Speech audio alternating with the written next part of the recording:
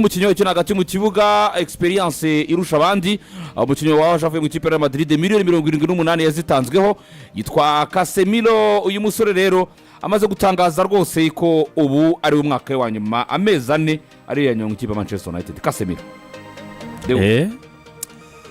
navuga the man is gone. ushingiye kuri match yari yagize kuri Manchester Derby ntabwo ari inkuru Carlos Enrique Casemiro ntabwo ari inkuru nziza na cyane ko uyu munsi ama equipe arimo aribeshya mu bijyanye no kugura bano bakinnyi kubera ko bavuga ngo ugasanga umuntu ngo ni central midfielder bakavuga ngo ariko ngo na gatandatu ngo yahikina neza ariko typically atari wo mwanya we nyine abafite umwanya we akina ariko kubera akazi n'icyo akabati napfa kwakina. So rero natekerezaga ko wenda bashakisha undi mwana ukiri mutoya ushobora kuba yahakina akaza akabana na Casemiro umwaka utaha kuko mu masezerano ya Casemiro nubwo nyine azarangiza muri no mwaka wa 2026 ku myaka ine yari yasinye nibwo izabirangiye ariko yari afitemo indi option y'umwaka umwe Manchester United irawugenda na burya ngo yasinye imyaka ine n'undi mwaka umwe bashobora kongera. Uriya mwaka rero ni Manchester United ibu ufite mu biganza ibishatira ugwa ibishatira ukwima abarimo n'amafaranga bazagwa ko ndibuka nka Pogba bawushyizeho bahita bama miliyoni 3 n'igice kuri uwo mwaka neza. So rero iyo bishatse itwongeraho umuti wamwongera mu kanegotiating nta bindi cyangwa se kabyihoreka avuga iti igendere nta kibazo ine wasinyiye irarangiye. Rero nabonaga aba kuri The Athletic mu kanya aribo bavugaga ngo amakuru bafite Manchester United yamubwiye ko itazawongeraho bivuze ngo ubwo ngubwo bagiye gushaka umukinnyi umusimbura ko sintekereza ko bashobora kwizera Ugarite bose bahari n'ubundi bagiye bavuga amazina menshi bagiye bavuga abitwa ba Gomez bagiye bavuga wa Gomez bagiye bavuga ba Elliot Anderson bagiye bavuga ba Carlos Bareba ejo bundi muri sama byari byashyushye cyane bakinnyi bashobora kuba bahakina ubwo bivuze ngo bagiye gushaka undi mukinnyi uri buze kubaka partnership na Kobe Mainoo w'igihe kirekire niko mbitekereza. So ariko ngiye nkurikije match yagize kuri Manchester Derby niyo experience wari ukomojeho yari umwe mu bari deri beza muri no equipe bijyanye n'urwego yakinnyeho ntabwo navuga ko ari inkuru nziza. Ni igihombo gikomeye kubera ko mu myaka 4 agiye kwamara imyaka 2 ya mbere niyo wavuga ko wenda yagiza mutubaza ariko n'umugabo watangiye wari umaze kwisetinga muri equipe. Umwaka wa mbere baye mwiza wari mwiza cyane uwa kabiri bari we mubi umwaka wa mbere n'umwaka mwiza cyane za Manchester United. So n'umukinnyi mu by'ukuri ufatira ni ikipe ya Manchester United hagati mu kibuga n'umugabo wanyuzagamo ukabona hari imikino imwe n'imwe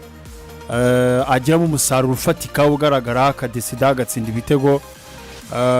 Nibaza ko kuri Maniyo barafite n'igitekerezo cyo kuba bamwongera amasezerano. Igitekerezo cyari gihari pe umutoza yari yakigize kubera ko ni experience iri hari yarafite ara mu kibuga ubushobozi ariko na capacity mu kibuga nabwo kanagaragara nibaza ko arutaga experience. Yego nibyo nijomba kuri Maniyo icyo kwibaza nyamukuru cyane kucyo atigeze afata icyemezo cyo kuba kuko yakongera amasezerano asahari wenda no kwibwiza ukuri abona atagifite se ubwo bushobozi kandi bigaragara yuko yari umwe mu bakinnyi b'ingenzi mu kibuga. So nibaza ko ari igihombo kuri Mani kubera ko ari inkuru isohotse nonaha wenda turakomeza verisiyo zirajya zisohoka ariko kuri The Athletic bapostinga inkuru icyo bavuze ko ngo bafite babwiwe yuko ari equipe yadesize kutamwongera amasezerano kuri wa mwaka uri mu masezerano warazimuha nyine wenda muri warazimuharesha mu cyakumvikana umuntu wese ashobora kuba yakura kumva wenda mu gihe tugeje n'izindi verisiyo igihe ari cyo umugabo amaze gusezera ariko nureba nk'imyaka yaramaze kugira wenda na projet Manchester yifuza kubaka n'umutoza mushyashya ugiye kuza ku kintu Casemiro kuki atwara Manchester United cy'ubushobozi cy'amafaranga ibyo ngibyo byonyine uyibuke Ratcliffe yinjira muri equipe iravuze ngo ni gute musinyisha umuntu mukamugura amafaranga na kuri yakanahembwa n'ibingana gutya kuri iyi myaka ibyo yarabivuze ni Casemiro kandi yavugaga akiri muri bya byo kwiyamamaza avuga ati nanjye nayigura ku myaka ngo 30 ngo biratangaje kubona umukinnyi agurwa miliyoni 78 akanahembwa ibyo ahembwa. Rero ihobwe tubyumva ko Deona nta kintu cyamuvuyemo ko yamaze gufata ikipe arakivuza atarayigura. Ikindi Casemiro ko atanga umusaruro cyo ni ikintu ubona ko mino minsi ku bushobozi bwe naho ndi mu kintu ufite muri Manchester United ariko uyu munsi ikipe irimo ko y'umutoza umusigire barimo rapanga kuba bazana undi mutoza. Ntekereza ko amahitamo meza bazakora ku mutoza azaba ari umutoza uzashyigikirwa ku kigero cyo hejuru kuko abamubanjije babiri batwise ko bashyigikirwa nubwo wenda bo bakwinanirwa. Rero ntekereza ko ari project yo kujyanamo n'abakinnyi bigihe kirekire atari umukinnyi nka Casemiro akongera imyaka 2 uwa gatatu I doubt ko yawukina ku rwego rwa Casemiro ukahita ujya mu mishinga uvuga ngo ngiye kumusimbuza. Rero ntekereza ko niyo projet y'igihe kirekire kuri Manchester ushobora kuba yumva gushaka abakinnyi bazakorana n'umutoza mushyashya uzaza.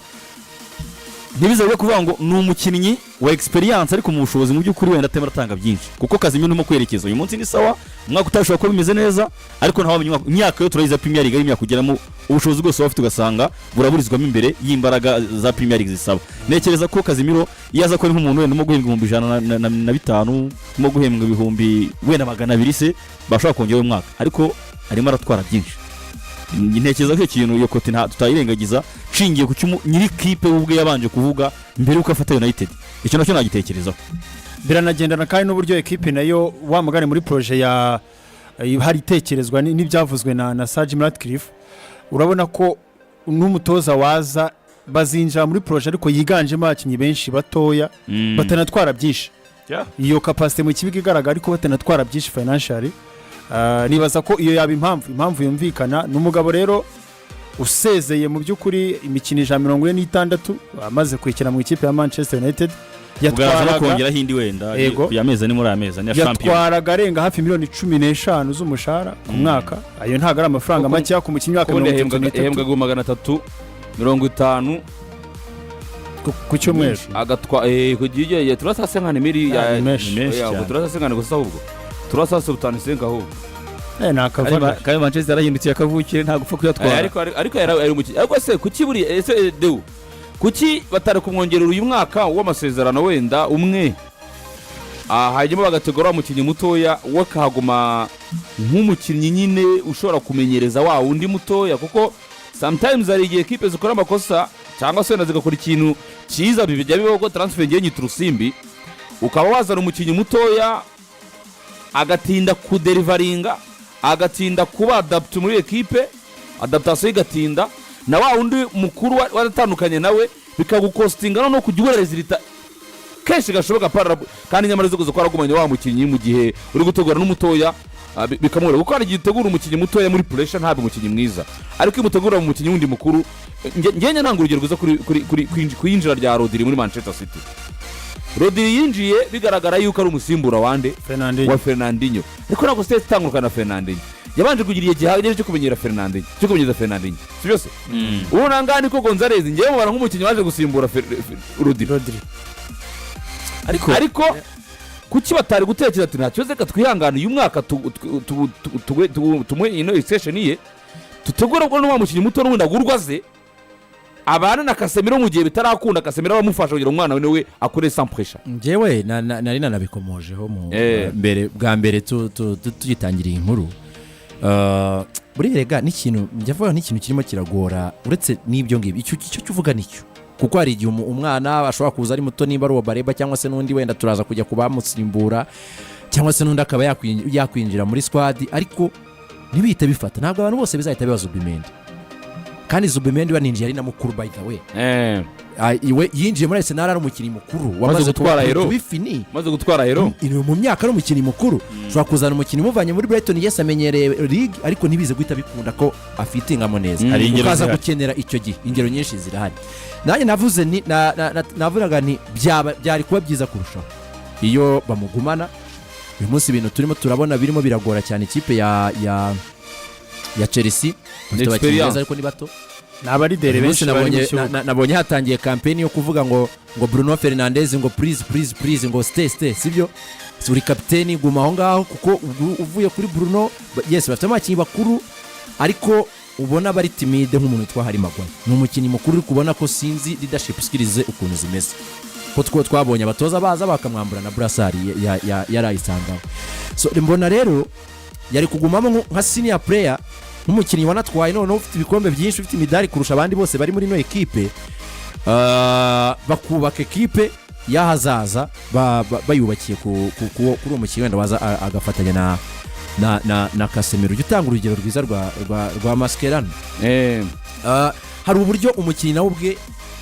avuga toke sawa none ndabona none kera kabasimbura wanjye hari yafatishije yamenyereye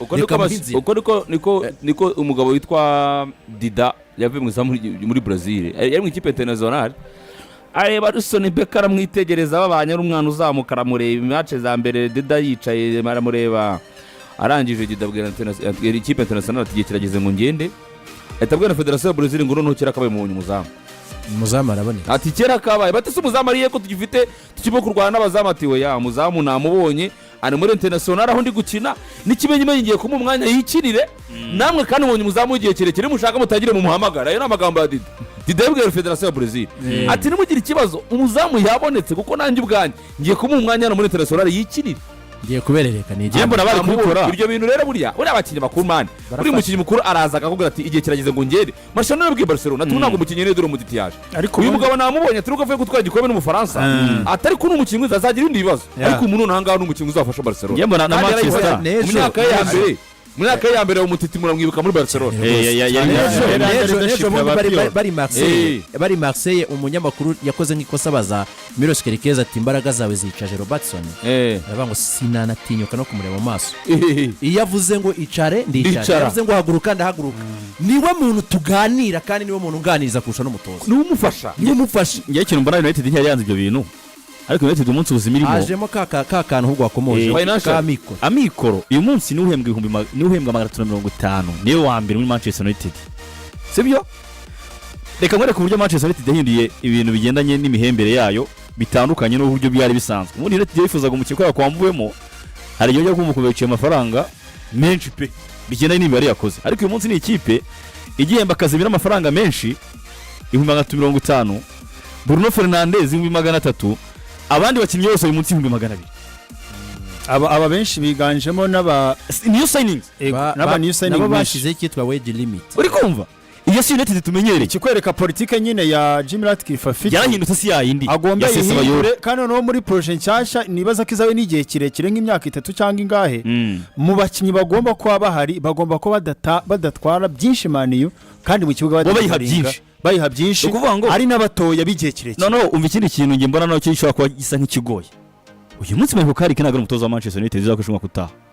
mu biri mu nyandiko bizwi ni ntari nta mezi ane nabo zasuzanye na Casemiro ubundi banajyana niko twakabivuze niko bimeze ubu ngubu nta kindi kintu gihari Casemiro yagiye wenda umutoza kuba wenda turabona arimo kwitwa tubishaka twaganira nawe we n'umukandida n'abashaka kumukandida nk'abandi batoza bose no mu byatuma agende habaye n'umutozo bawo ufite muri projet yaba na special case akamusaba ubuyobozi akavuga atari kuno muntu wenda si ngombwa ko mumurekura niyo mwongera uwo mwaka ndamubona mu mibare yanjye ariko burya kenshi abagabo bafashe ikintu cyo kuvuga ngo byandikwe buriya baba byaganiriyeho niyo mpamvu byo ntabitekereza cyane ariko noneho United uyu munsi nta mutoza ifite bishoboka ko nubwo itamufite uyu munsi abayobozi bashinzwe gushaka abatoza hari abo baganira uyu munsi ni ikiza kiri ku kazi gakomeye kwa Manchester United kuba rero Casemiro afashe umwanzuro wo kwandika iyi baruwa imeze gutya agasezera abantu hari ibyavugiwe hariya wenda abatoza bazaza ntibazamubona muri projet zabo wenda ibyemo kubasaba ya projet y'igikombe cya 2028 wenda ushobora kuvuga ati abakinnyi nzakenera naba abo mfite nshobora kongera aba ngaba tugakora projet 2028 wenda ushobora kudakora twari igikombe ariko tukatwegereye hafi none se mfite umukingo ushobora kuzatubana gitwara 2030 wenda dusoza kuri iyi ngingo twihuta cyane reka mbere kuri Deus Casemiro urwego rwe tumuziho na Manchester United intumbero zayo ko ari ikipe nanone ihora isaba byinshi niyo yose ubwo bwose wavuga ngo imeze ariko ni ikipe isaba byinshi munsi ku munsi ninde muntu waza mu birenge bya Casemiro nunanga kuko buriya ndashaka mwibuka Manchester United ya mbere ya Casemiro muzi ko Manchester United yarukaga kugira yagerageje abantu 6 bikarinda byanga ikagura bane manje amatici kazana abantu bikagenda bidakunda kuko yarukaga 6 neza utuje mu mutuzo wayo mu gihe cya Michael Carrick